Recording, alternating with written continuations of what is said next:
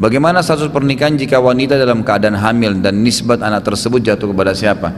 Tidak sah pernikahan wanita hamil, nggak boleh jemaah sekalian.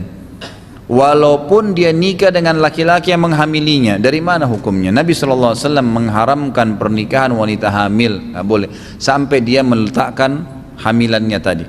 Dan anak itu tidak boleh nisbat kepada pemilik sperma, nggak bisa.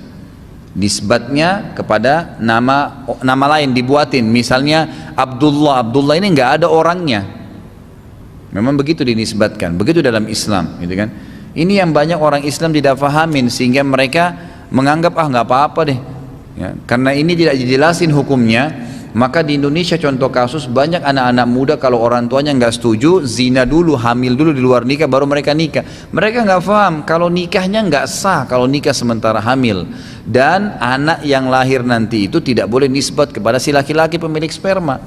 Nggak ada hak waris di antara mereka, tidak ada penisbatan. Ini hukum syar'i. Ya, ini jelas tidak boleh sama sekali. Nabi SAW melarang wanita hamil di Madinah untuk menikah sampai dia meletakkan bayinya. Dan beliau SAW mengatakan dalam hadis yang sahih, tidak ada penisbatan anak zina dengan pemilik sperma, nggak boleh. Dan tidak ada juga hak waris di antara mereka. Ini satu orang kita ingatkan. Mungkin ada yang bilang, kan malu Ustaz, apa boleh buat? Nggak bisa. Itu konsekuensi Anda melanggar. Tidak mungkin gara-gara Anda satu orang lalu hukum Islam ini kita katakan tidak apa-apa. Ini terbuka semua orang lakukan, nggak bisa. Anda salah. Anak itu jadi anak memang haram, ya sudah konsekuensinya. Dan tidak boleh terjadi satu orang kita ingatkan dan kita hardik 10.000 orang selamat dari perbuatan itu, gitu kan? Seperti itu. Bolehkah membatalkan sholat seorang diri jika ada sholat berjamaah yang baru dilakukan? Boleh, nggak ada masalah, ya. Boleh saja kalau lagi kita masuk masjid sholat, kemudian ternyata ada orang yang lagi berjamaah, boleh dibatalin karena jamaah lebih afdal. Jika dalam satu masjid terdapat dua imam berjamaah, yang dimana salah satu tidak sengaja memulai sholat berjamaah, bolehkah jamaah terakhir membatalkan sholatnya dan bergabung ke jamaah yang lebih awal? Ini sudah umum pendapat ulama, memang seharusnya begitu. Karena Nabi SAW mengatakan atau melarang ada dua imam dalam satu masjid. Nggak boleh ada dua imam, ya. Jadi tolong Bapak Ibu sekalian digaris bawahi masalah ini. Anda masuk masjid, lihat dulu sekitarnya. Kalau kita sudah masbuk, ya, sudah lewat jemaah pertama, sudah selesai. Cari kalau sudah tidak ada yang berjamaah, baru Anda boleh sholat bentuk jamaah. Kalau ada maka tidak boleh. Bahkan jumhur ulama sepakat mengatakan kalau seseorang terlambat masuk ke sebuah masjid, sudah bubar jemaah pertama, kemudian dia tidak temukan ada yang menemani dia sholat jamaah, dan dia temukan ada satu jamaah yang sedang sholat sunnah ba'diyah, dia boleh menepuk pundaknya dengan niat sholat wajib dan berjamaah sama itu orang, boleh. Dan dia yang jadi imam tetap sholat sunnah, nggak ada masalah. Ini disebutkan dalam hadis Bukhari bahwasanya ada seorang sahabat terlambat masuk ke masjid. Nabi SAW sudah salam nih, lagi zikir habis sholat. Ada satu orang terlambat mau sholat, kata Nabi SAW sebentar. Kata Nabi kepada sahabat yang sudah sholat, siapa yang mau bersedekah untuk saudaranya ini? Abu Bakar angkat tangan, saya Rasulullah. Maka Abu Bakar pun berdiri sholat dengan orang tersebut. Abu Bakar sholat sunnah ba'diyah, orang itu sholat wajib, dibolehkan. Yang penting usahakan tidak sholat sendiri kecuali darurat sekali, gitu kan? Karena itu bedanya 25 kali lipat, ya. Masa satu perusahaan tawarin gaji 1 juta, yang satunya 25 juta, kita pilih yang 1 juta padahal waktunya sama, kegiatannya sama. Itulah perumpamaan sholat. Sama saja gerakannya, ngapain harus cari satu pahala sementara kita bisa dapat 25 pahala, gitu kan? Apakah kita berdosa apabila mempunyai teman homoseksual sedangkan teman ini muslim dan baik perilakunya? Bagaimana atau cara kita untuk mendakwainya? Sebaiknya dijauhi. Kalau orang sudah begini dijauhin, karena perbuatan dia adalah perbuatan kemaksiatan. Kita boleh menganggap dia sebagai saudara muslim, tapi tidak boleh menjadi sahabat. Tidak boleh menjadi sahabat. Jadi jangan Anda bilang saya tidak terpengaruh, nggak mungkin. Tidak ada kata-kata tidak berpengaruh. Saya sudah sering kasih contoh, ya. Begini rasionalnya, kalau Anda tidak merokok, nggak usah bicara homoseksual. Minimal nanti dia akan cerita, minimal, dan Anda akan dengar, minimal mengetahui kisahnya. Bukan mustahil syaitan akan tunggangi. Kalau saya tidak merokok, saya berteman dengan 10 orang perokok. Hari pertama, hari kedua, saya akan mencium baunya. Seminggu kemudian mereka bilang, coba aja, yang penting kau tahu. Sebulan kemudian sudah pernah merokok, setahun kemudian jual rokok. Bukan cuma merokok lagi, terpengaruh pasti teman-teman komunitasnya. Kita kalau tidak bisa mengaji baca Quran, bodoh sekali, huruf hijaiyah pun tidak tahu. Teman kita 10 orang penghafal Quran, tiap hari bicara tentang surah An-Nisa di murajaah, kemudian sebabun nuzulnya, hukum-hukumnya, nasikh dan mansukhnya, banyak berhubungan dengan Al-Quran dipelajari. Kita hari pertama, hari kedua malu, seminggu mulai belajar huruf hijaiyah, sebulan bisa ngaji, setahun hafal Quran bersama mereka. Komunitas penting. Manusia ini makhluk yang paling pekah ya. Kalau antum lagi jalan dengan teman-teman bilang begini, aduh saya mau kencing, kita tiba-tiba mau kencing juga, itu biasa. Pekah memang begitu. Jadi sudah seperti itu. Jadi jangan bilang tidak terpengaruh. Kalau anda mempertemukan ada teman saya homoseksual, baik perilakunya. Ada orang mukmin dan tidak homoseksual, baik perilakunya. Kenapa harus dia, gitu kan? Karena masalahnya berpengaruh. Kalau bagaimana mendakwanya, sampaikan. Dakwah disampaikan bahwasanya perbuatan kamu ini haram, homoseksual itu haram, kamu harus bisa terapi diri kamu. Bagaimana caranya? Kamu menikah normal. Obatnya cuma kembali kepada jalan yang benar. Homoseksual dia kembali menikah dengan perempuan yang baik-baik, dia taubat dari dosa, insya Allah Allah akan maafkan itu, gitu kan? Jadi insya Allah akan bisa dengan cara dia menjalani ya, yang Allah subhanahu wa ta'ala perintahkan. Saya sering merasa ketakutan akan kematian dan saat itu saya sangat takut sampai menggigil dan paranoid. Bagaimanakah cara syar'i yang harus saya tempuh? Jazakallah khair. Jadi mati itu, fahamilah saudaraku, adalah sebuah pintu yang harus dilaluin untuk menuju ke akhirat. Akhirat itu apa? Tempat abadi, janji dari amal yang kita lakukan. Jadi kita sholat, puasa, bakti dengan orang tua, haji, umrah, sedekah, semua yang kita kerjain ini, itu kita akan lihat hasilnya. Pasti kita lihat hasilnya. Ya, diterima semua sempurna atau tidak, gitu kan? Dosa yang kita lakukan juga akan kita diperlihatkan semuanya. Ya, kita akan diperlihatkan semuanya. Dan tidak bisa menuju ke sana mendapatkan hasil dari perbuatan kita kecuali kita lewatin sebuah pintu namanya mati. Mesti. Orang mukmin tidak takut dengan mati karena dia tahu dia akan mendapatkan hasil dari amalnya. Orang yang takut mati, orang yang banyak dosanya, karena dia tahu sebenarnya ada feelingnya dia, ini akan ada hukumannya. Ini akan ada hukumannya. Kalau ada perasaan anda tentang kematian, itu sebuah tanda keimanan, itu sangat baik, gitu kan? Anda tinggal minta kepada Allah subhanahu wa ta'ala agar bisa ya, dipertahankan itu, dan Allah subhanahu wa ta'ala tuntun agar dialihkan ke masalah ibadah. Dan itu sudah umum ya, para ulama salaf kita seperti Utsman bin Affan radhiyallahu anhu pernah membaca ayat tentang kuburan, ya kan? Hatta zurtumul maqabir, sampai kalian menziarahi kubur. Beliau langsung pingsan waktu baca ayat ini. Pingsan, tidak bisa bangun. Istrinya ketakutan, dipanggil sahabat-sahabat yang lain, dibangunin sampai disiramin air baru bangun. Kata mereka, ada apa wahai Utsman? Kenapa kau bisa pingsan hanya dengan baca ayat kuburan? Bukankah kau adalah kamu? Ini orang Arab kalau bilang anta wa anta, maksudnya kamu ini siapa gitu loh. Orang yang sudah dijamin masuk surga oleh Rasulullah SAW, anak mantunya Nabi, salah satu khulafaur rasyidin, banyak kelebihan lah gitu kan. Kata Utsman apa? Rasulullah SAW menjamin buat saya surga, tapi beliau belum jamin buat saya kuburan dan kematian. Maka saya takut saya disiksa dulu di sini, baru nanti saya masuk surga di sana. Sampai membuat ya mereka pingsan, ya pingsan. Para ulama salaf sampai menangis pada saat ingat kematian. Dan ini sebuah tanda keimanan ya. Bahkan ada di antara mereka dari tabi'in itu sengaja menggali liang lahat di belakang rumahnya. Setiap malam dia masuk. Setiap malam dia masuk di liang lahat itu. Walaupun beberapa saat baru dia tidur. Sampai gara-gara itu tidak pernah ketinggalan sholat tahajud. Mereka bermuhasabah. Kalau anda bisa merasakan itu luar biasa, gitu kan? Maka anda segera bertobat kalau punya dosa dan segera alihkan ke ibadah. Insya Allah itu sangat positif.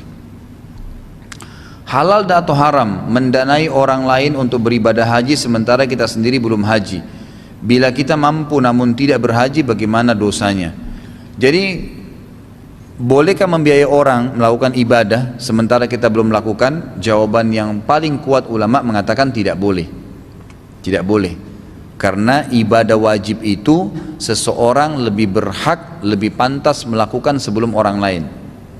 Ya, bahkan sebagian ulama menarik juga ini di amal sunnah. Contoh, antum lagi lihat saf pertama kosong lagi iqamah, kita nggak boleh persilahkan orang lain masuk sebelum kita masuk dulu. Lebihnya boleh disuruh masuk. Kalau kita di Indonesia kan silakan pak, silakan disuruh maju orang ke saf pertama, padahal dia lebih butuh pahalanya. Nggak boleh semestinya. Ini pendapat yang paling kuat, tidak boleh dia membiayai orang lain atau menyuruh orang lain melakukan ibadah sementara dia belum melakukannya. Nah, ini masuk dalam firman Allah, a'udzubillahi minasyaitonirrajim, kabura maqtan indallahi an taqulu ma la taf'alun. Sungguh sangat berat di sisi Allah kalian mengucapkan sesuatu yang kalian tidak kerjakan, gitu kan. Kalau mampu dan tidak haji berdosa karena rukun Islam. Ya, termasuk bagian daripada dosa besar. Dilarang ya, karena memang haji bagi yang mampu. Kalau sudah mampu tidak haji berdosa. Sama dengan zakat, sudah mampu tidak keluarin zakat. Mampu puasa Ramadan nggak puasa. Sama dengan itu rukun Islam. Kalau sudah mampu maka berdosa. Apa yang dimaksud dengan kafaru min ahlil kitab dalam surah Al-Bayyinah? Bukankah ahli kitab itu memang orang-orang kafir? Ya Allah pastikan bahwasanya telah kafir ahli kitab. Innal ladina kafaru min ahlil kitab, sesungguhnya ahli kitab telah kafir. Allah pastikan, gitu kan? Karena sekarang saja buktinya ayat ini sangat dibutuhkan ya. Sekarang ada orang yang mengatakan, orang-orang liberal yang mengaku muslim ya, mereka mengatakan semua agama sama. Ahli kitab itu bisa masuk surga kalau berbuat kebaikan, gitu kan? Nah, ini bantahan dari ayat ini. Allah SWT mengatakan memang telah kafir ahli kitab. Mohon ceritakan tentang Ya'juj Ma'juj. Ini sudah sering saya bilang, panjang ceritanya. Sabar aja nanti ya.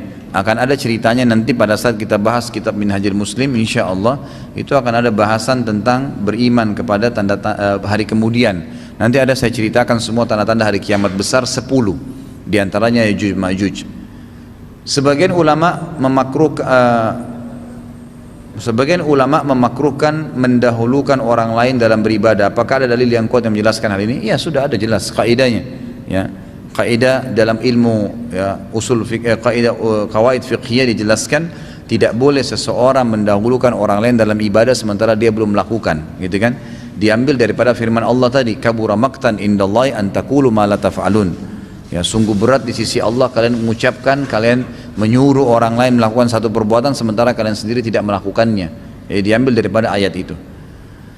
Tentang umat Islam yang akan terbagi menjadi 72 golongan, apakah Ustadz mempunyai referensi golongan-golongan apa saja itu? Ada buku, saya pernah bawa itu hari ini saya nggak bawa. Kalau memang yang bertanya berminat, insya Allah nggak ada halangan, Rabu depan saya bisa bawakan nanti. Judulnya Golongan yang Selamat. Inilah golongan yang selamat. Cukup tebal, nanti Anda bisa baca buku itu karena kalau saya jelaskan akan panjang, gitu kan. Bisa dibeli nanti insya Allah, terbitan Pustaka Tazkiyah. Kalau tidak nunggu juga saya Rabu depan, tidak masalah, bisa dicari di toko buku. Pokoknya terbitan Pustaka Tazkiyah, judulnya Golongan yang Selamat. Ustadz, tahun 2008 saya bekerja di Saudi. Saya melaksanakan haji dengan travel haji di Riyadh. Saat mabit di Mina, pembimbing menyatakan cukup mabit di sebagian Aziziyah saja karena Mina sudah sesak dengan jemaah dari luar Saudi, sehingga ada ulama Saudi yang mengeluarkan fatwa sah apabila bermalam di sebagian wilayah Aziziyah yang berdekatan dengan Mina. Apakah betul ada fatwa seperti ini, sah atau tidak hajinya? Setahu saya tidak ada. Setahu saya ya, tidak ada fatwa itu. Ya, satu-satunya ya pendapat ulama tentang masalah Mina ini adalah kalau misalnya memang Mina sudah betul-betul penuh, nggak ada lagi tempat, dan memang bersambung seperti saf solat, bersambung, karena memang Aziziyah ini pas di sebelah perbatasannya dengan Mina itu sebuah gunung saja, sebuah gunung, gitu kan. Itu bersambung, memang tempatnya sudah nggak ada lagi tempat, bersambung jemaah yang sedang istirahat di Mina terus bersambung sampai ke Aziziyah. Mungkin ini satu-satunya cara yang masih boleh, tapi kalau enggak boleh. Dan subhanallah, orang yang mengatakan tidak ada tempat itu tidak benar.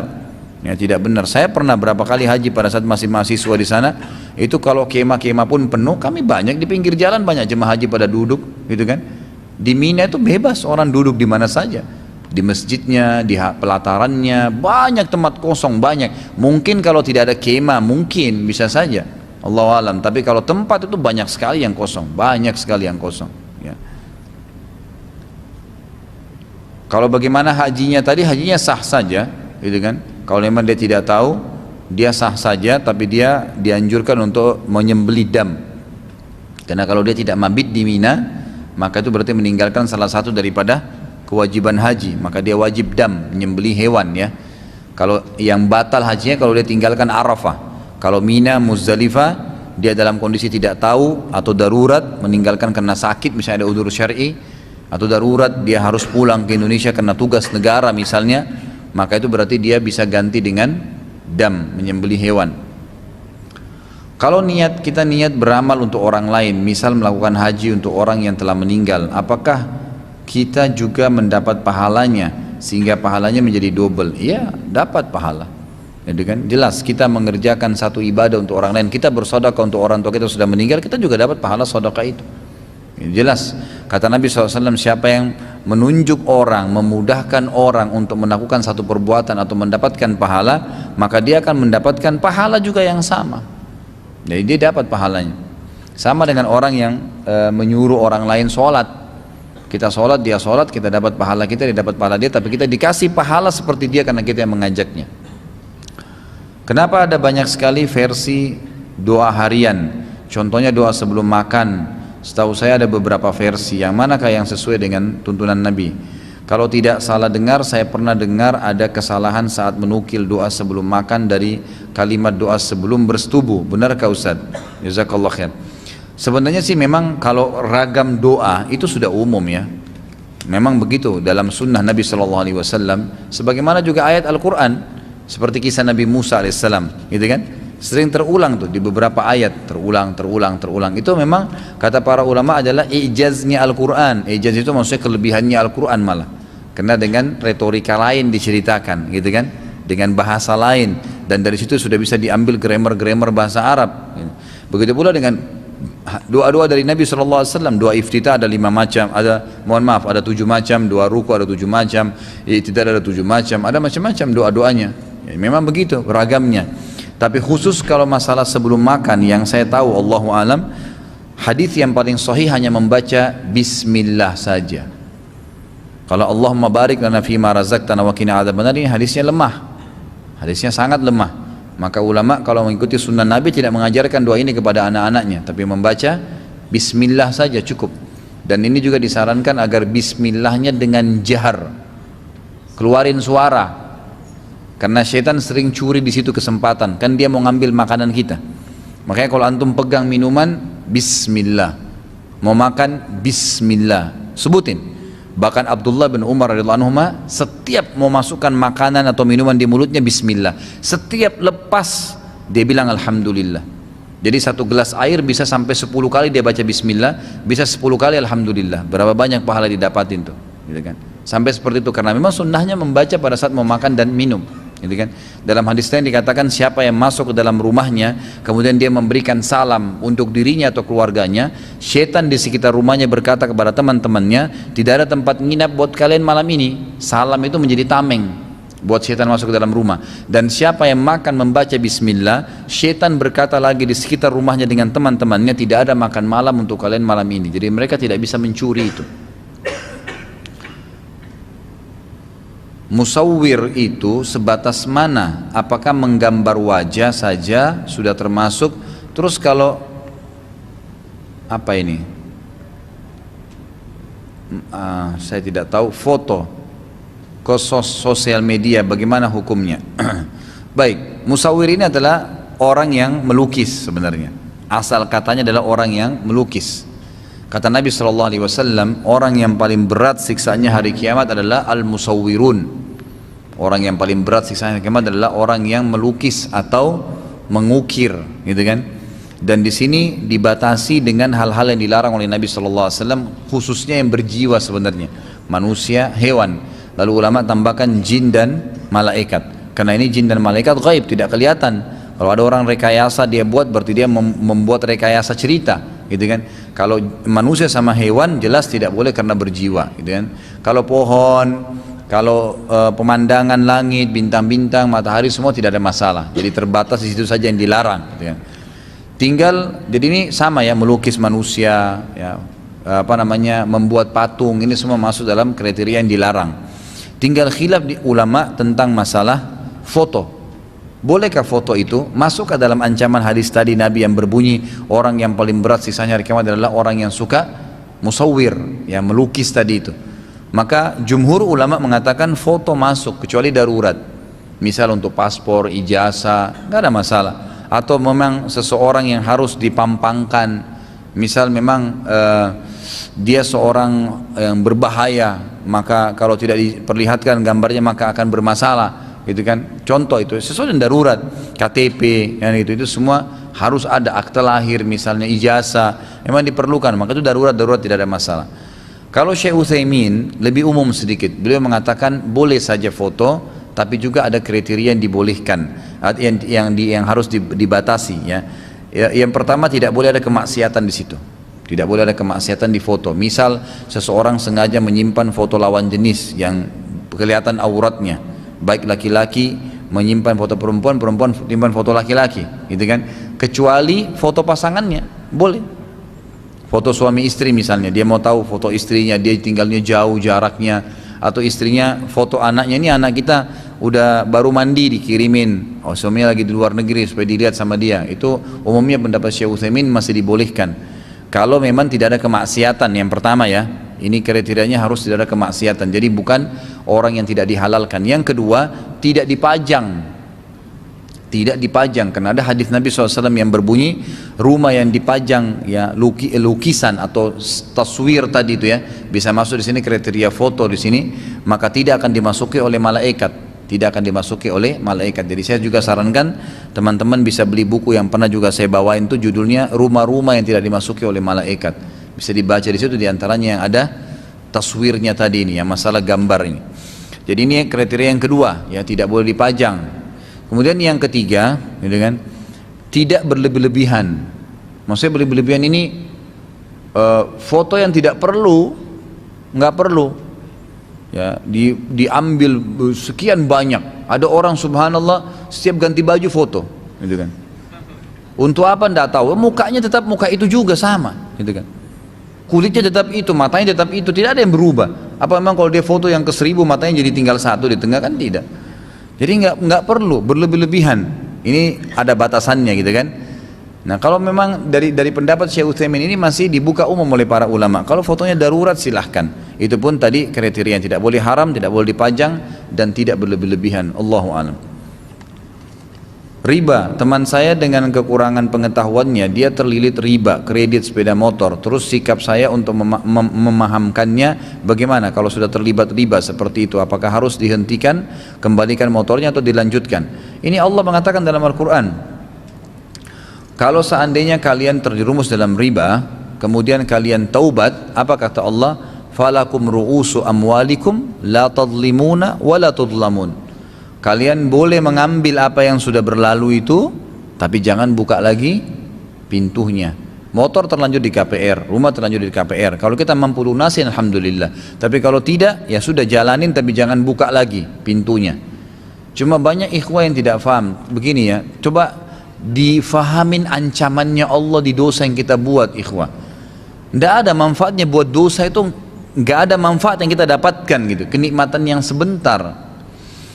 Riba ini kata Nabi SAW, 1 dirham riba lebih berat daripada 36 kali berzina.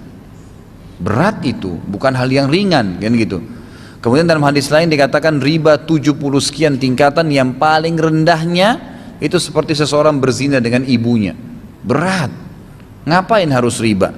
Kalau anda bilang, Ustaz saya kalau tidak KPR saya tidak bisa punya motor, itu kan pendapat anda. Siapa yang bilang? Coba gunakan iman, mulai nabung dari sekarang, karena 100.000 tidak bisa terkumpul tanpa 10.000, 1 juta tidak bisa terkumpul kecuali dengan 100.000, ya kan gitu. 10 juta tidak bisa terkumpul kecuali dengan 1 juta. Artinya mulailah nabung, coba niat dengan baik, ya Allah mudahkan saya tabung uang saya ini. Target kita bisa nabung per hari 10.000, 100.000, 50.000, 30.000 kali jumlah harga motor itu 10 juta, 15 juta. Kira-kira berapa lama saya harus nabung? Sabarin aja, nggak apa-apa. Sabarin aja. Kadang-kadang manusia terlalu terbawa hawa nafsu. Anda pengen sekali punya mobil mewah, baiklah, anggap Allah sudah kasih Anda dapat mobil mewah itu. Kadang-kadang anggaplah dengan cash, Masya Allah rezekinya ya. Cash aja ya, tidak usah kita bicara kredit. Pada saat Anda dapat, Anda bangga. Seminggu kemudian, sebulan kemudian, tahun depan keluar model baru. Oh punya saya tahun 2013 sudah ada mobil 2014. Terbawa hawa nafsu, nggak selesai itu kalau nafsu mau diikutin, kan gitu. Padahal sebenarnya nanti juga ada saatnya kok, nanti juga ada saatnya, nggak ada masalah. Bedanya antara orang yang naik mobil angkut dengan mobil pribadi itu memang kemasannya, tapi tujuannya sama-sama naik mobil. Bahkan mobil umum itu ada supirnya, mobil pribadi belum tentu kadang-kadang pakai supir, gitu kan.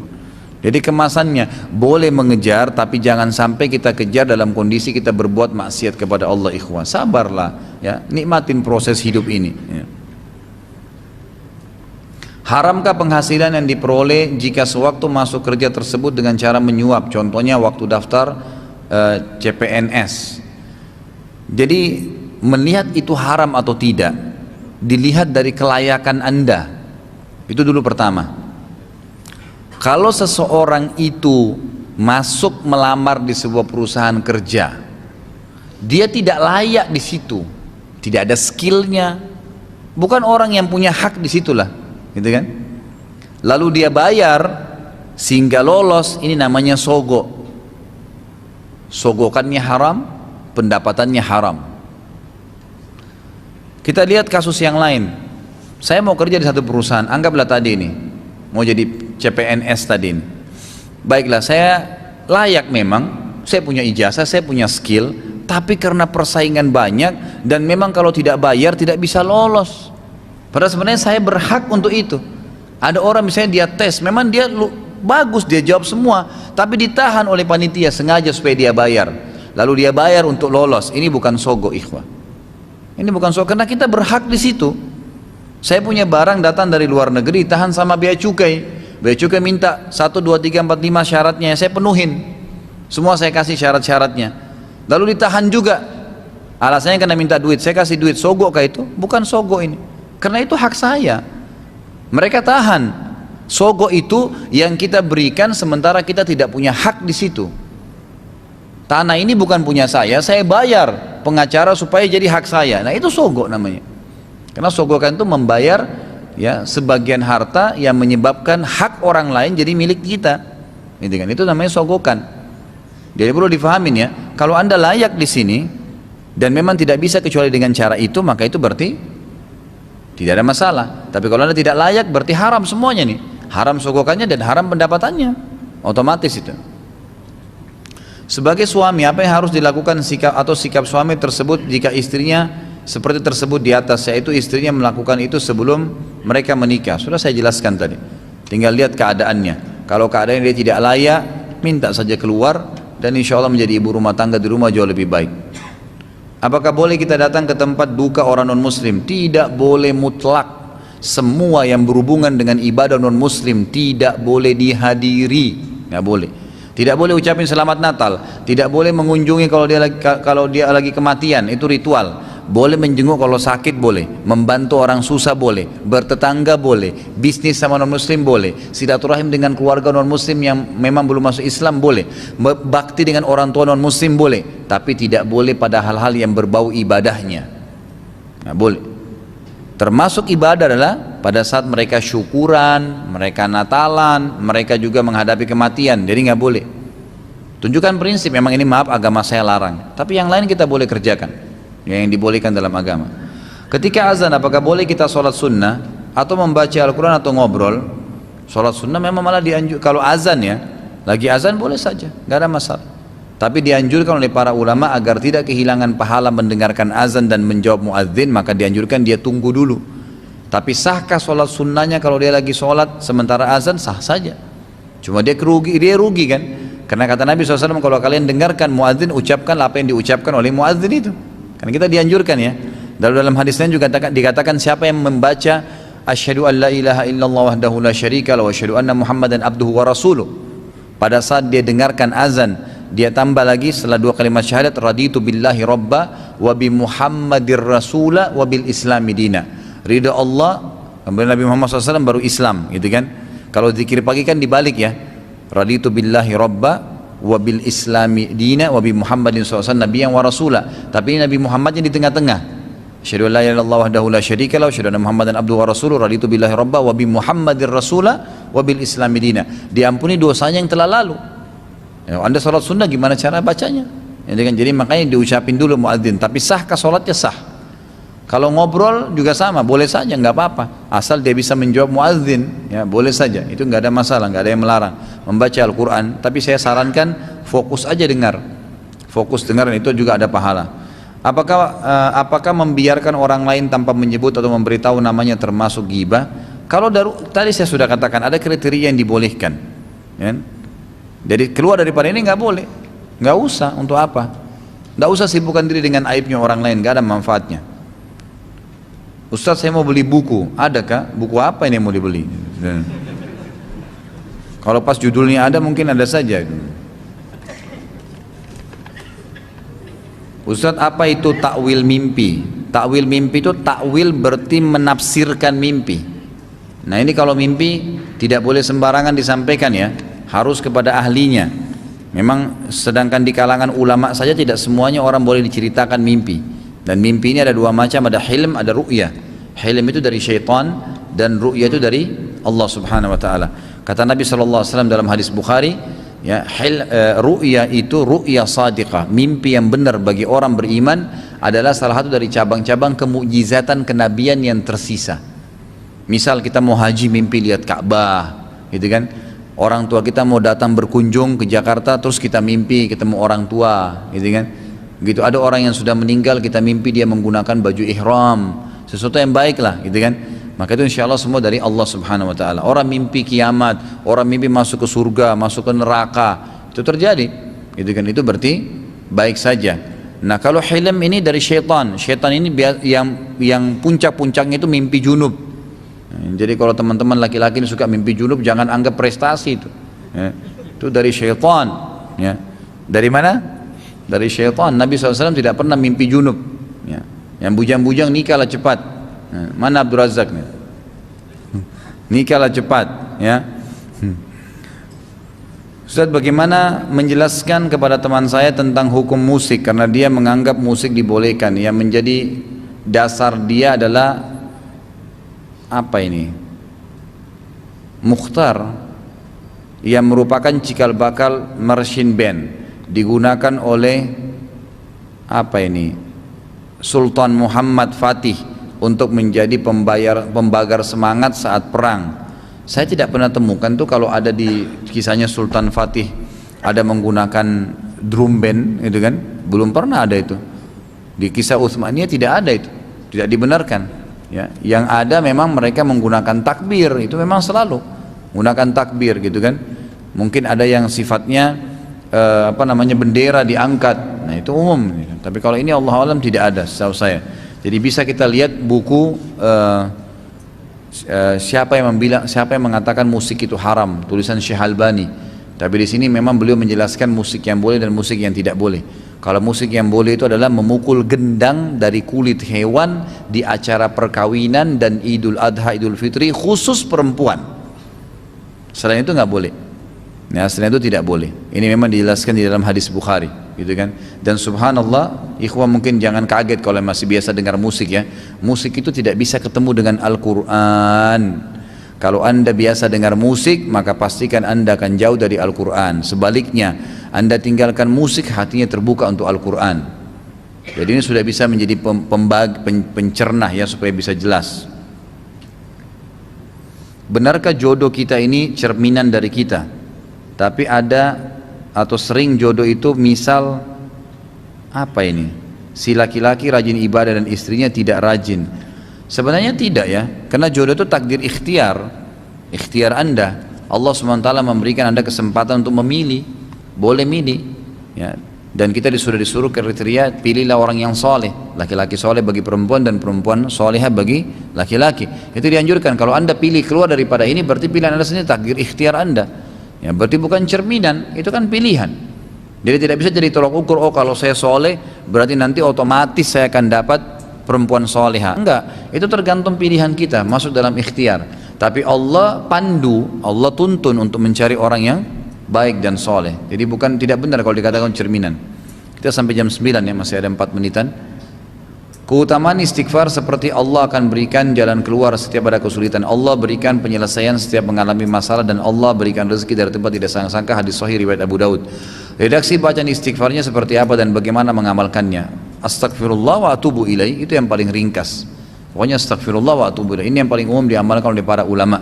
Dan ini yang sudah pernah saya sebutkan dalam kisah Imam Ahmad, gitu kan? Tapi kalau mau yang lengkap, ada hadis sahih yang berbunyi, siapa yang membaca astaghfirullahil azim alladzi la ilaha illa huwal hayyul qayyum wa atubu ilaih, ada hayyul qayyumnya ya, Ini disebutkan oleh para ulama dalam bahasan asma wa sifat, nama-nama dan sifat-sifat Allah. Salah satu nama-nama Allah dan sifat Allah yang kalau dipakai bisa diijabah doa itu adalah Hayyul Qayyum. Di sini dikatakan astaghfirullahal azim alladzi la ilaha illa huwal hayyul qayyum wa atubu ilaih, akan diampuni dosanya walaupun sebanyak buih di lautan. Jadi ini termasuk istighfar yang paling lengkap, gitu kan. Tapi kalau Anda buru-buru bisa tadi astagfirullah saja, wa atubu ilaih itu dibaca 170 sampai 100 kali dalam sehari. Anak akhwat mau tanya, jika kita menerima beasiswa atau pelatihan di luar negeri yang biayanya dari negara asing non muslim seperti di Eropa, Amerika, hukumnya bagaimana? Tadi sudah saya jelaskan ya. Apalagi akhwat ya, cari ikhwah lah menikah dan tinggal di Indonesia ya. Apa doa untuk menghilangkan angan-angan dan doa menghilangkan kesedihan? Ada doa menghilangkan kesedihan, ada. Kalau menghilangkan angan-angan tidak ada, tapi dengan cara ilmu syar'i. Begini ikhwah, orang mukmin itu targetnya, angan-angannya adalah akhirat. Maka seringlah baca tentang surga dan neraka. Insya Allah angan-angan dunianya hilang tuh dengan sendirinya. Itu kata kunci rahasianya. Coba deh baca tentang surga, apalagi bukunya Ibnu Qayyim yang pernah saya bawain tuh, Tamasya ke Surga. Cari tuh, buku itu luar biasa. Baca tiap hari, jadikan rutinitas baca. Baca per bab saja, bab yang paling menarik apa? Biasanya laki-laki itu paling suka bidadari. Nah, baca tentang bidadari nggak apa-apa. Ciri-cirinya apa yang dijanjikan, gitu kan? Mungkin kalau perempuan itu banyak perhiasan surga, apa perhiasan surga, istananya, permadaninya dibaca, maka itu akan membuat angan-angan kita nanti ke sana, dan itu memang benar. Jadikan target akhirat, gitu kan? Surah Al-A'raf ayat 80 dan surah Al-Isra 110 tentang perintah untuk berzikir dengan namanya dan larangan berzikir dengan Asmaul Husna. Larangan berzikir dengan Asmaul Husna karena tidak ada contohnya dari Rasulullah SAW. Ya. Saya tidak pernah tahu ini kalau dalam surah ini dilarang menggunakan Asmaul Husna, gitu kan? Yang ada malah dalam hadis yang Nabi SAW jelaskan, ya, kalau kalian gunakanlah nama-nama Allah dalam berzikir, ya, dan berdoa, seperti dikasih contoh oleh Nabi SAW pada saat membaca Ya Ghafur diikutkan dengan Ighfirli, dibaca dalam doa, gitu kan? Tapi apakah itu dijadikan zikir secara khusus? Maka ini yang memang tidak pernah ada contohnya. Misalnya orang bilang dibaca Asmaul Husna, misalnya Ya Rahman, Ya Rahim, Ya Wadud, Ya Syakur, dijadikan sebagai zikir. Ini tidak pernah ada contohnya memang secara khusus ya. Tapi kalau digunakan Asmaul Husna dihubungkan dengan doa, ini ada perintahnya. Bagaimana pembagian warisan apabila beberapa ahli waris sudah meninggal namun memiliki beberapa anak di mana anaknya sudah menikah? Apakah hak warisnya jatuh kepada anaknya? Jadi gini, perlu diketahui ya, menunda membagi harta warisan pada saat seseorang pemilik harta meninggal hukumnya haram. Nggak boleh, nggak boleh. Seorang laki-laki meninggal, istrinya masih hidup, anaknya ada 5. Lalu anak-anaknya bilang, nggak usah deh kita bagi warisan karena ibu masih tempatin rumahnya. Nggak boleh. Bagi warisannya, masing-masing tahu haknya. Ibunya tinggal nggak apa-apa, tapi sudah tahu bagian masing-masing. Kan gitu, tidak boleh tidak. Ini biasa sering terjadi kasus sampai yang menerima warisan sudah meninggal, tinggal anak-anaknya. Ini jadi masalah. Jadi nggak boleh dalam Islam ya, tidak boleh. Dan saya sarankan teman-teman bisa ikutin pelatihan Ustadz Nidhar Jabal. Itu beliau memang punya pelatihan tentang warisan ya, tentang warisan. Cuman saya sekarang tidak terbawa. Mungkin ada nomor HP beliau. Beliau memang punya pelatihan khusus di Jakarta masalah itu ya. Sebentar. Kalau yang mau catat nomornya silahkan. Ustadz Nidhar Jabal 08788 08788 365 1173. Maaf, tidak ada siaran ulang ya. Baik, 08788 365 1173. Kalau yang belum catat silakan ambil sama yang sudah catat. Di sini dikatakan apa? Ahli waris meninggal memiliki beberapa anak. Baik. Pertanyaan lain, saya pernah, jadi memang jatuh ke anaknya ya. Kalau memang si fulan, misalnya tadi dia meninggal, lalu belum dibagi warisannya, lalu kemudian dia punya 5 anak, punya hak waris masing-masing. Karena kelamaan tidak dibagi, maka salah satu anaknya meninggal dunia. Apakah hak warisnya jatuh kepada anaknya si fulan yang sudah mati? Jawabannya iya.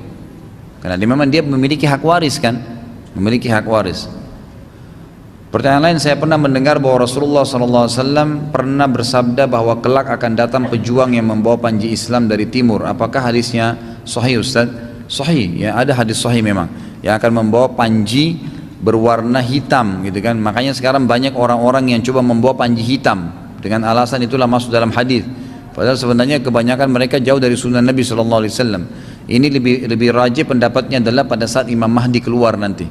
Imam Mahdi keluar dari Madinah setelah Dajjal keluar, maka akan ada panji hitam yang dibawa dari Madinah, bendera hitam ya, yang dibawa dari kota Madinah.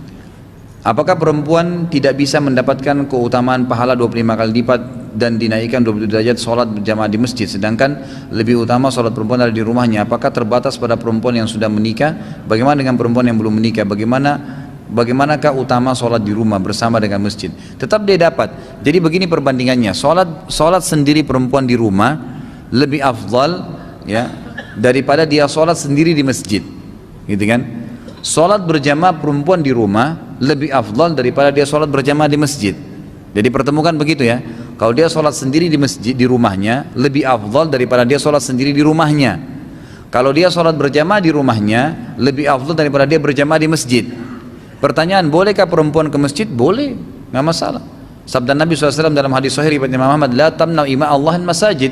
Jangan kalian larang hamba-hamba Allah perempuan untuk ke masjid. Boleh ke masjid, nggak ada masalah. Silakan saja, tapi tetap lebih afdal di rumah. Jadi boleh mendapatkan fadilah 25 kali lipat, 27 derajat boleh. Tanpa ke masjid pun bisa dapat kalau perempuan dengan cara berjamaah di rumah. Makanya ajaklah ya pembantu, teman, kerabat, siapa saja usahakan tetap berjamaah. Kalau tidak ada boleh berjamaah ke masjid. Wah, ini panjang ini ya. Saya tunda aja nanti ya. Sudah jam 9 lewat, insyaallah saya akan baca nanti di pertemuan akan datang. Baik, kalau ada benar dari Allah, kalau ada salah dari saya mohon dimaafkan. Subhanakallahumma wa bihamdika asyhadu an la ilaha illallah astaghfirullah wa atubu ilaik. Wassalamualaikum warahmatullahi wabarakatuh.